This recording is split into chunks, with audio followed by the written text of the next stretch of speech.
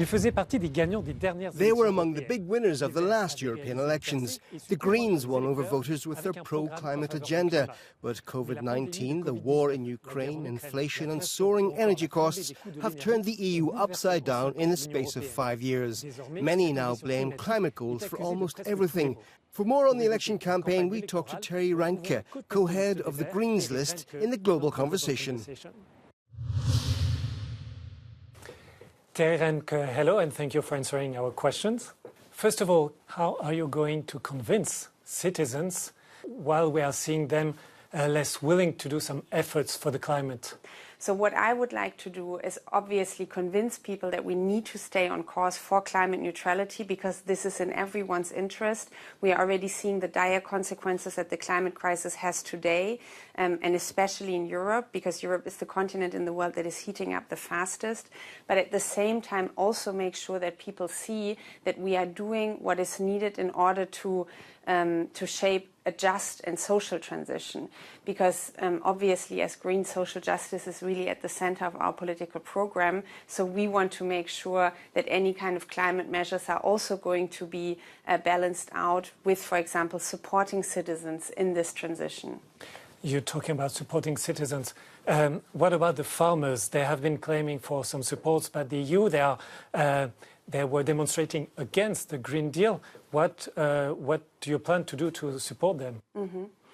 I would again maybe reframe a little bit what we have seen in the past months, because I myself come from a farmer's family. I didn't grow up on a farm, but my father did. The problems that they have do not come from the Green Deal. The problems that they have is that basically with the agricultural model that we have today, and also the agricultural policies of the European Union, with the subsidies being distributed in the way they are not having the income that they deserve, and for many of them not the income that they actually need in order to live off what they are doing.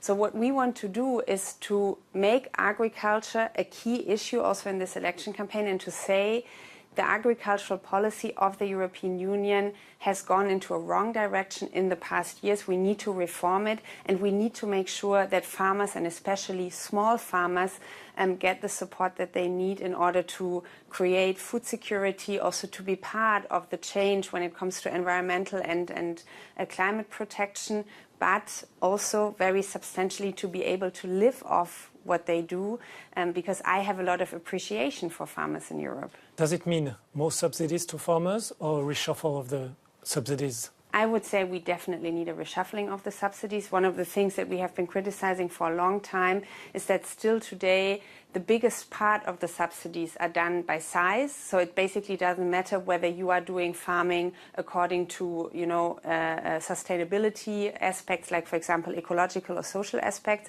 but it's really just the size that matters. That also means that obviously bigger farms, some of them, calling them farms, they're big agro-businesses, basically get the biggest chunk of the agricultural subsidies. And we would like to turn that around, for example, by having a conditionality when it comes to ecological and social standards, but also by having a cap, so to have a maximum of what you can get as agricultural subsidies, and then the money that is left, that is then not given to big agricultural industry, to basically give that to smaller farmers, and especially family farming, because we know that in our rural areas it is very often these small farms, these farming families that are also, creating the life, the culture of these areas. The climate transition was supposed to create thousands of jobs and bring the industry on a competitive edge.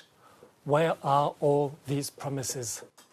Well, we are seeing that there are already jobs that are being created today. When you, for example, look at the energy transition, especially in building renewable energies, this is already creating jobs in Europe today. But you are right, we are still at the beginning of the green transformation. So in order to secure these jobs, we have to, as a European Union, make what we have put on paper when it comes to climate neutrality a reality today. And that means supporting, for example, the start of green hydrogen technologies, investing into green technologies, into battery technologies, but also building the infrastructure that will be needed to really integrate Europe as a continent to get ready for the energy transition, to get ready for the industrial transition.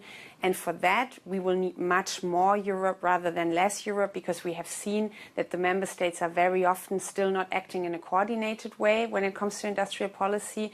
And I believe only with investment from the European level we can pull this big challenge that is ahead of us. China seems to dominate the clean energy industry, and it seems unstoppable. Can the EU still be competitive on these new industries? I absolutely believe that we can. When we work together as Europe, and I come from the most populous member state, but and a very industrial member state. Germany still has a lot of industry, but I can very clearly see, and also the people in the rural area, the big companies, but also the small and medium-sized companies, they know that only with a European strategy, only with the European model, we can compete with China, also with the US right now. But for that, we need to make the right calls. And for me, having a massive investment program from the European level that incentivizes member states to go down that road, that also makes some of the planning processes easier because the money is coming from a European pot together and it's not member states only pushing for their interest, will be crucial. Right now, Europe is in a lot of technologies not on the top anymore. But I very strongly believe that we can get back there, and with that we can build a brighter future and we can really compete on a global scale. To get back, do you think that your proposal, your manifesto of investment program of 200 billion euros a year would be sufficient? If it would be sufficient, if you look at the big investment needs that we have, and I'm not talking only about industry here, I'm also talking about a renovation wave for our buildings. This has, I think, heated a lot of debates in Europe. The question of how we get our building sector climate neutral, the question of mobility. Obviously, we have a lot of needs. At the same time, we have to start from somewhere. And I think that starting with this and saying also public investment can then further incentivize private investment. Because a lot of the things that we are talking about are obviously not only going to be financed by the public hand. There are a lot of private investors who are very interested, but they need to see the readiness. They, for example, need to see that we are ready to build the infrastructure for the industrial companies to then make green steel, to build, chips in Europe. And for that, you need public investment to then have further interest also from private investors to put the money into Europe. And I very strongly believe that if we make the right decisions now, then we can really get a wave going. Where the money would come from? I can tell you one thing. I think if we don't invest now, and we have seen this recently with a study from the Potsdam Institute, the cost that we will have to bear already quite soon, not in 50 years, but already in the next years, are much higher than the money we can already now invest into creating a green transformation. So for me, not only putting this on one generation, but, for example, sustainably using debt and credit in order to finance this transition, which in the long run is going to make our lives cheaper. Because, for example, wind and solar are energies that make energy not only renewable, but that also make us less dependent on autocrats. So we have a lot of interest in doing that. I think that this is the right way to go down. And indeed, if we now have a renaissance of austerity in Europe, this is going to create a too tight space for us to make these investments, and this would be the exact wrong way to go. Your program is focused on protecting the climate and fight the climate change. How come this program can respond to the challenges, the international challenges for peace and security? I always say that the Green Deal and the question of security in Europe are two sides of the same coin, because de facto, and especially as somebody who's coming from Germany, we have seen that we have made ourselves very vulnerable in terms of security because we were so dependent on fossil imports, for example, from Vladimir Putin. So the Green Deal, having energy coming from wind and solar, having a sustainable circular economy, also when we talk about critical raw materials, when we talk about other resources, to have a form of industry, to have a form of economy that is more self-reliant is the way to go. And for us, that's why having the Green Deal really put into reality, having energy sources that are not dependent on autocrats is part of a security strategy that Europe very direly needs, because we see that the world is becoming a more insecure place. So for us as Europeans to work together and to build an economic system that is not only sustainable, but that also makes us less dependent is of the essence right now. We're going, as you said, into a more insecure world. How can we protect the EU when you see Russia invading Ukraine? Does the idea of common debt to build or buy weapons could be a possibility to reinforce European security? Well, you know, right now when we talk about the defense industry, we very often talk about investing more. Whereas when we look at how Europe is investing right now, what would make sense as a start would to be invest more efficiently. There are studies where we see that when we compare, for example, our defense spending with the US, it's not only less, but it is spent in a very inefficient way, because there is still very often not an integrated, coordinated approach between the member states. Member states have their own defense industry that they are trying to support, and this creates a situation where we are not investing in a way that would actually make more sense to make Europe ready, also to be ready to act in case there would be an attack, for example. And for that, we need to have more coordination from Brussels.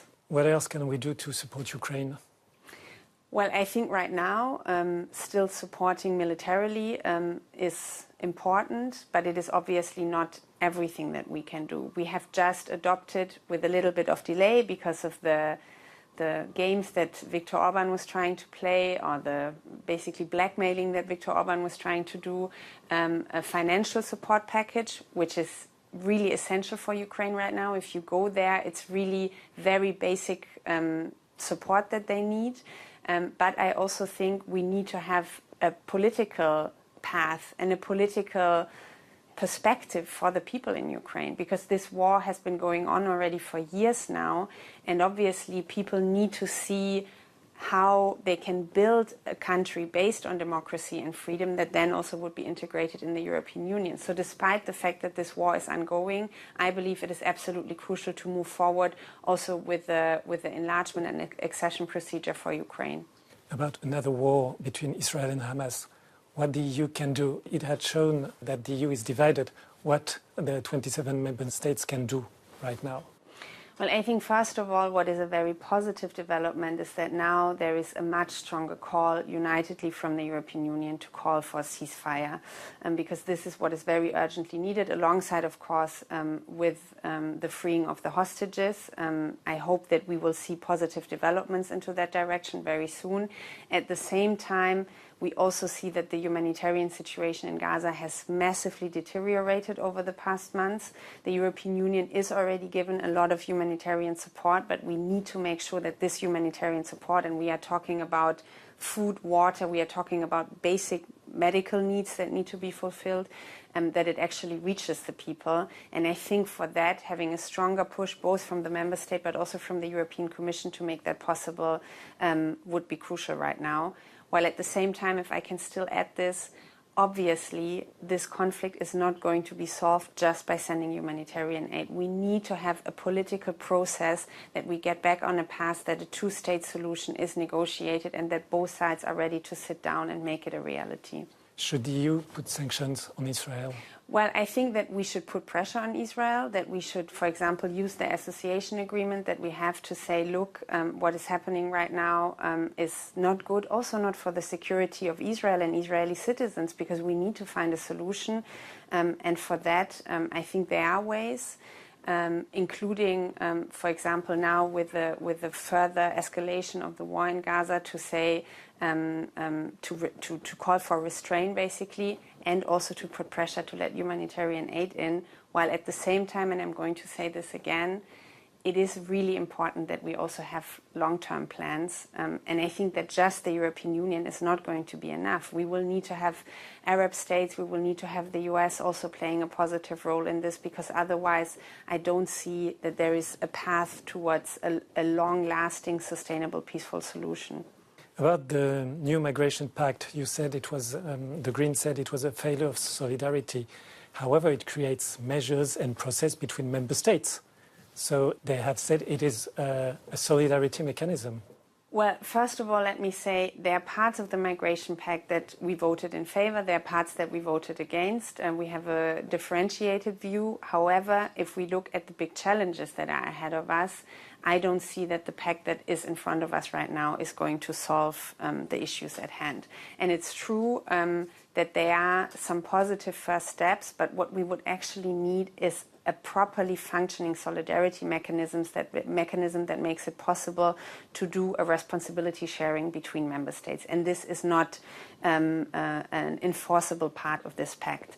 Plus, if I may say, the way that now the decision has been made, for example, to create external camps outside of EU borders, to also be able to detain children, families. For me, this pact is certainly not the solution that we would very direly need, because it is true the situation at the external borders of the European Union is unbearable, is unacceptable. But we will need to have a better, a more sustainable, a more resilient asylum system in order to make that happen. According to the polls, the Greens would lose 20 seats in the next parliament.